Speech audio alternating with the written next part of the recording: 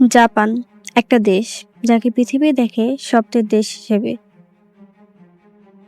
নিয়ন আলো, bullet train, robot, অসাধারণ শৃঙ্খলা এবং পৃথিবীর সবচেয়ে উন্নত প্রযুক্তি। কিন্তু এই চকচকে শহরের আড়ালে লুকিয়ে আছে এমন কিছু অন্ধকার সত্য যা খুব কম মানুষই দেখে। একটা দেশ যেখানে হাজার হাজার মানুষ প্রতিদিন একাকিত্বে ভেঙে পড়ছে। একটা দেশ যেখানে মানুষ এত বেশি কাজ করে যে অতিরিক্ত কাজ করে মৃত্যুর জন্য আলাদা শব্দ তৈরি হয়েছে। আর এমন কিছু রহস্য যা পর্যটকদের কখনোই দেখানো হয় না। আজকের এই ডকুমেন্টারি ভিডিওতে আমরা দেখব জাপানের সুন্দর মুখের পেছনে ভয়ঙ্কর বাস্তবতা।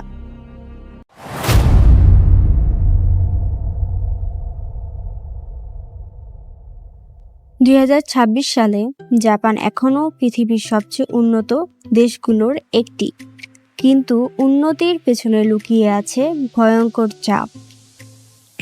এখানে মানুষ হাসে কম, কাজ করে বেশি, বন্ধুত্ব কম, একাকিত্ব বেশি।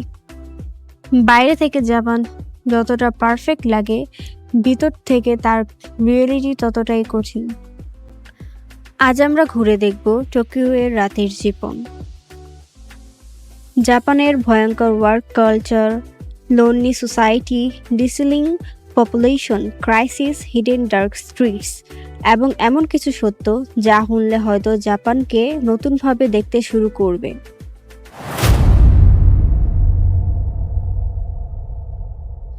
টোকিও পৃথিবীর সবচেয়ে ব্যস্ত শহরগুলোর একটি। রাত 3টাতেও এই শহরে মানুষ ঘুমায় না। এখানে ট্রেন কয়েক সেকেন্ড লেট হলেও খবর হয়ে যায়, মানুষ লাইনে দাঁড়ায় নিখুঁতভাবে। রাস্তা এত পরিষ্কার যেন পুরো শহরটা একটা ফিউচার মুভি সেট। কিন্তু এই নিখুঁত শহরের মাঝেই আছে ভয়ঙ্কর নীরবতা। হাজার হাজার মানুষ প্রতিদিন ভিড়ের মধ্যে থেকেও একা। অনেক জাপানিজ মানুষ দিনের 12 থেকে 24 ঘন্টা কাজ করে, বাসায় ফেরে ক্লান্ত হয়ে। কথা বলার মতো মানুষও থাকে না অনেকের। জাপানে এমন কিছু মানুষ আছে যারা বছরের পর বছর ঘর থেকে বের হয় না। তাদের বলা হয় হিকিকোমোরি।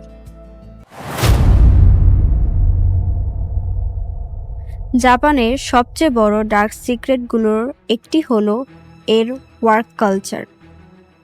এখানে অনেক কোম্পানিতে ওভারটাইম করা প্রায় বাধ্যতামূলক। কাজ শেষে বাসায় ফিরতে ফিরতে রাত হয়ে যায়, পরের দিন আবার একই জীবন। এতটাই চাপ যে জাপানে একটা শব্দ আছে কারোশি, মানে ওভারওয়ার্ক করে মৃত্যু। হ্যাঁ, অতিরিক্ত কাজের চাপে অনেক মানুষ অসুস্থ হয়ে পড়ে। কেউ কেউ আবার আত্মহত্যাও করে। আর ভয়ঙ্কর বিষয় হলো অনেক সময় এই ঘটনাগুলো নর্মাল হিসেবেই দেখা হয়।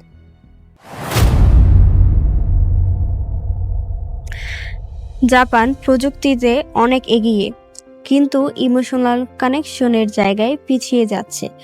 অনেক মানুষ একা থাকে, বিয়ে করছে কম, সন্তান নিচ্ছে আরও কম। ফলে জাপানের পপুলেশন দ্রুত কমে যাচ্ছে। অনেক গ্রাম পুরোপুরি ফাঁকা হয়ে গেছে, কিছু জায়গা ঘোস্ট ভিলেজে পরিণত হয়েছে। আর টোকিওতে অনেক মানুষ টাইনি ক্যাপসুল রুমে জীবন কাটায়, যেখানে ঠিক মতো দাঁড়ানোরও জায়গা নেই, কিন্তু ভাড়া অবিশ্বাস্য রকম এক্সপেন্সিভ। টোকিওর উজ্জ্বল আলো সবার নজর কাড়ে, যেখানে পর্যটকদের যেতে ডিসকারেজ করা হয়। রাত বাড়ার সাথে সাথে শহরে অন্য এক রূপ দেখা যায়, underground clubs, illegal business, lonely night life. অনেক মানুষ শুধু বাস্তবতা থেকে পালানোর জন্য রাত জাগে, কারণ সকালে আবার শুরু হবে একই চাপের জীবন।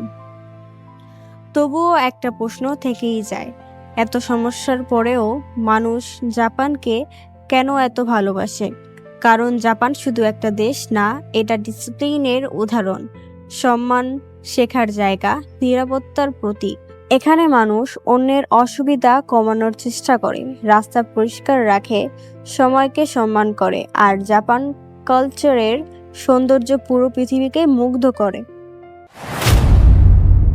জাপান আমাদের শেখায় একটা দেশ টেকনোলজিক্যালি পাওয়ারফুল হলেই মানুষ ভেতর থেকে সুখী হয় না। কখনো কখনো সবচেয়ে উজ্জ্বল শহরের মাঝেই সবচেয়ে বেশি একাকিত্ব লুকিয়ে থাকে। জাপান সুন্দর, অবিশ্বাস্য সুন্দর, কিন্তু সেই সৌন্দর্যের আড়ালে লুকিয়ে আছে মানুষের চাপ, নিঃসঙ্গতা আর সাইলেন্ট পেইন।